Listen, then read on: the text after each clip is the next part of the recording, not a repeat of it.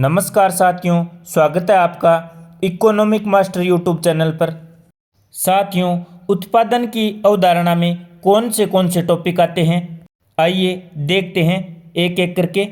उत्पादन की अवधारणा में हम सबसे पहले देखेंगे उत्पादन क्या है, उत्पादन का अर्थ क्या होता है, उत्पादन की परिभाषा क्या होती है, उत्पादन के साधन व उनका वर्गीकरण, कुल उत्पादन, औसत उत्पादन, सीमांत उत्पादन, परिवर्तनशील अनुपातों का नियम और उत्पादन का महत्व।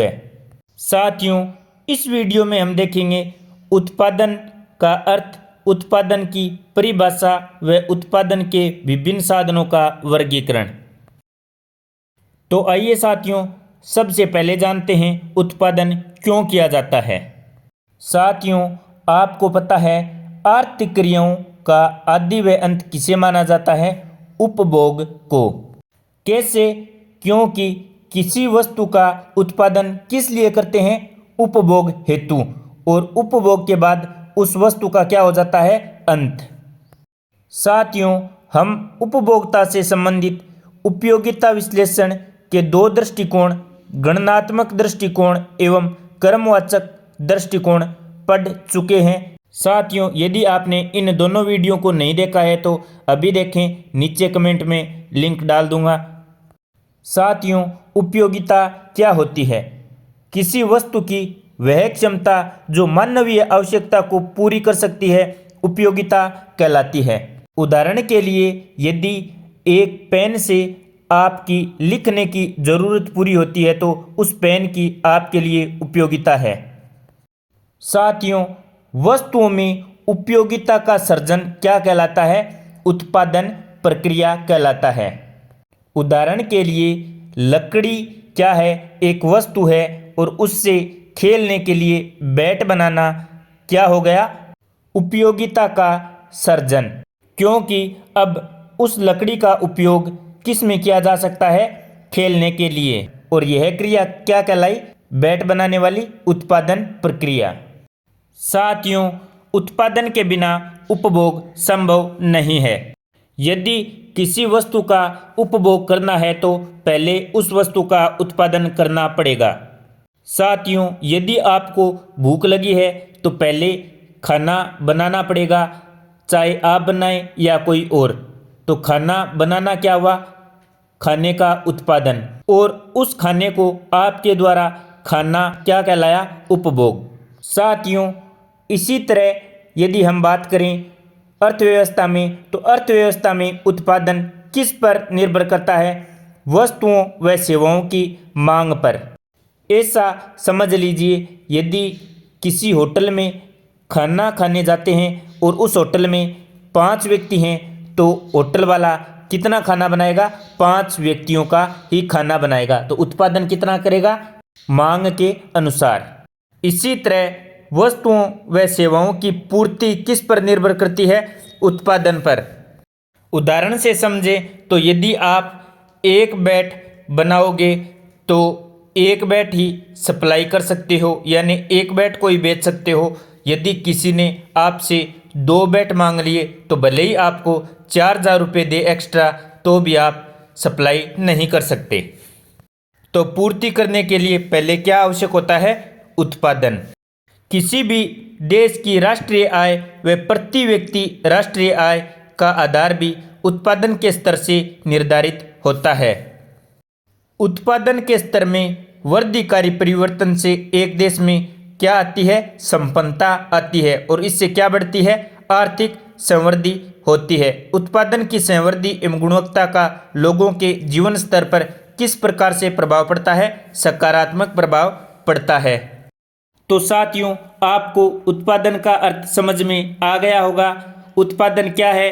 किसी वस्तु की उपयोगिता का सर्जन करना, किसी वस्तु की उपयोगिता में वृद्धि करना, किसी वस्तु की उपयोगिता का निर्माण करना क्या कहलाता है? उत्पादन। उत्पादन के कई रूप होते हैं, जैसे एक किसान द्वारा अनाज का उत्पादन या अन्य खाद्य वस्तुओं का उत्पादन, और एक कारखाने में कपड़े का उत्पादन, मशीन का उत्पादन, खिलौनों का उत्पादन, जूतों, साबुन, सीमेंट, फर्नीचर आदि का उत्पादन क्या कहलाता है? उत्पादन। इसी प्रकार विभिन्न सेवाओं का उत्पादन भी उत्पादन कहलाता है। सेवाओं में क्या आता है? जैसे चिकित्सा, शिक्षा, बैंकिंग, वकील की सेवाएं, हिसाब किताब रखना यानी अकाउंटेंट की सेवाएं, डाक सेवा, टेलीफोन सेवा यानी संचार सेवा, यातायात व माल ढुलाई आदि क्या कहलाती हैं? उत्पादन कहलाती हैं।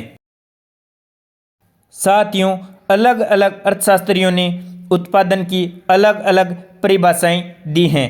अल्फ्रेड मार्शल ने उत्पादन को उपयोगिता का सृजन करना बताया है।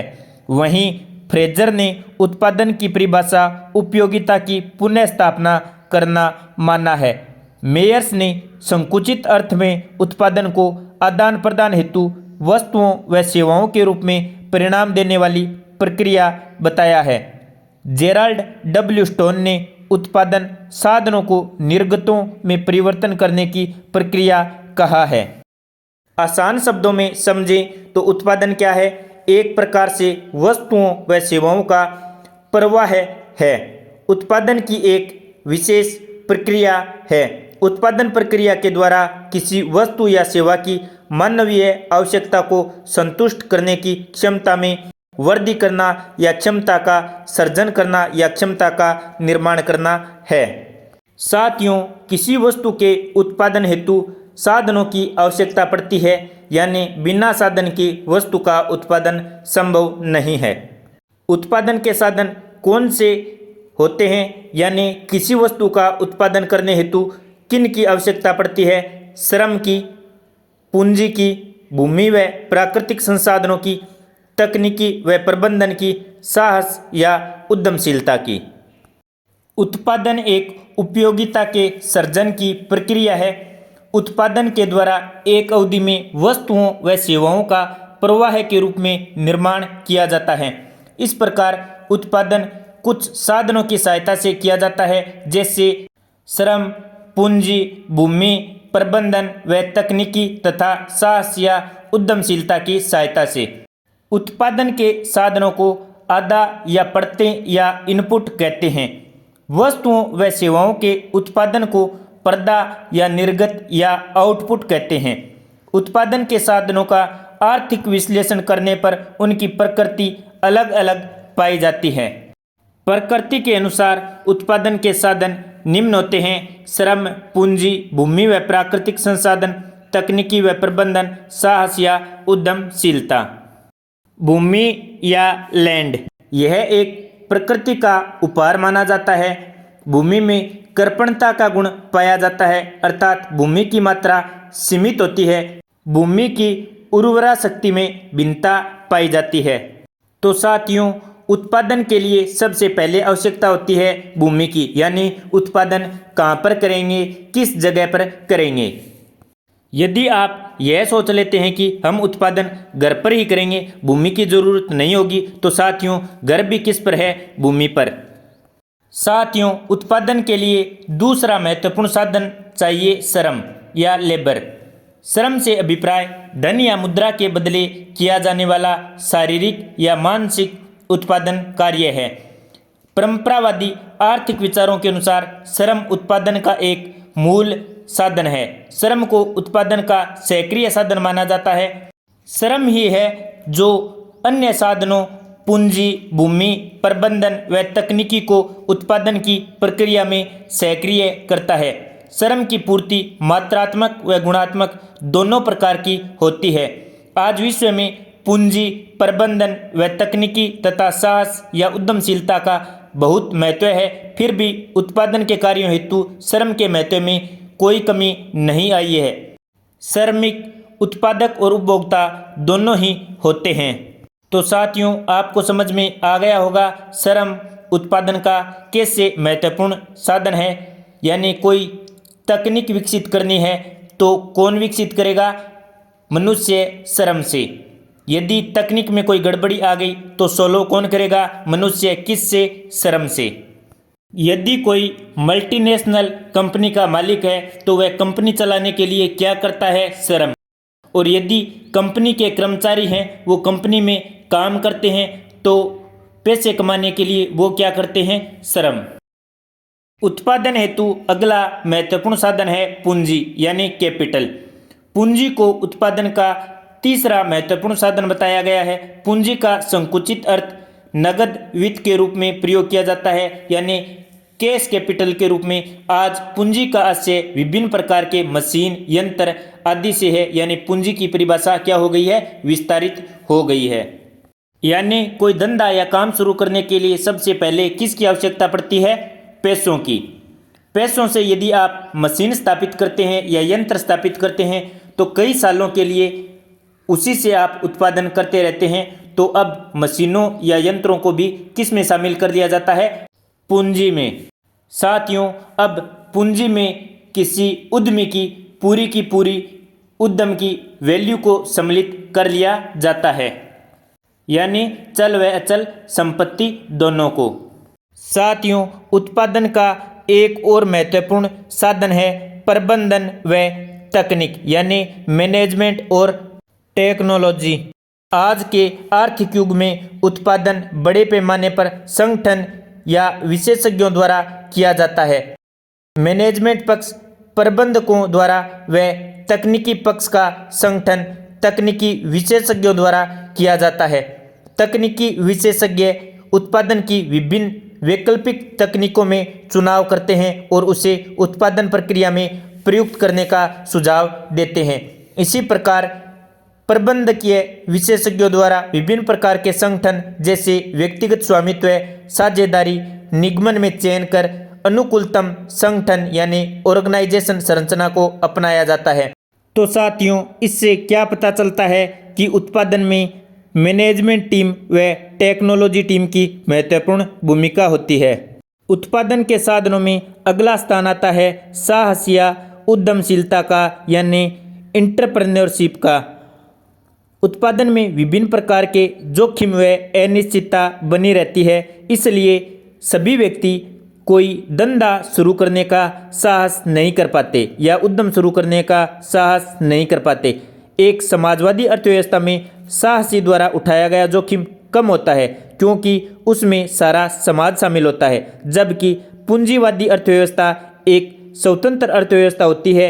इसमें सरकारी हस्तक्षेप नगण्य के बराबर होता है, अतः साहसी व्यवसायों में अधिक जोखिम वहन करते हैं। उत्पादन का संगठन या मैनेजमेंट इस प्रकार से किया जाता है कि उत्पादन करने वाली तकनीक अन्य तकनीकों से अधिक लाभदायी हो।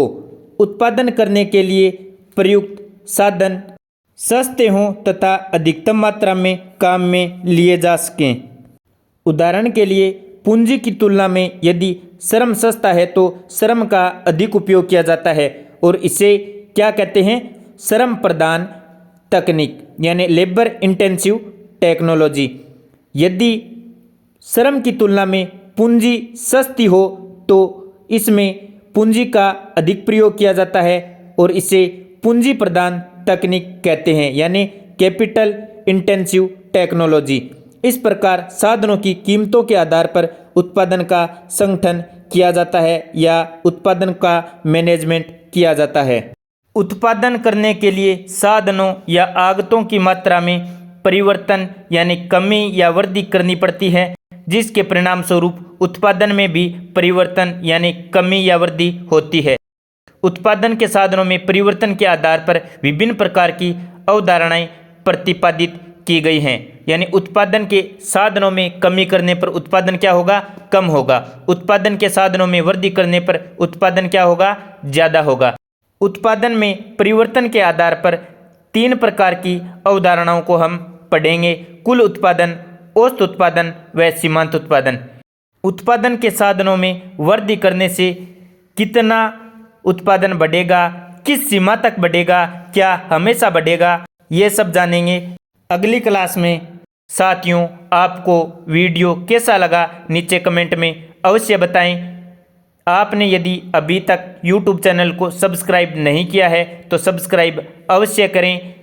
धन्यवाद। जय हिंद, जय भारत।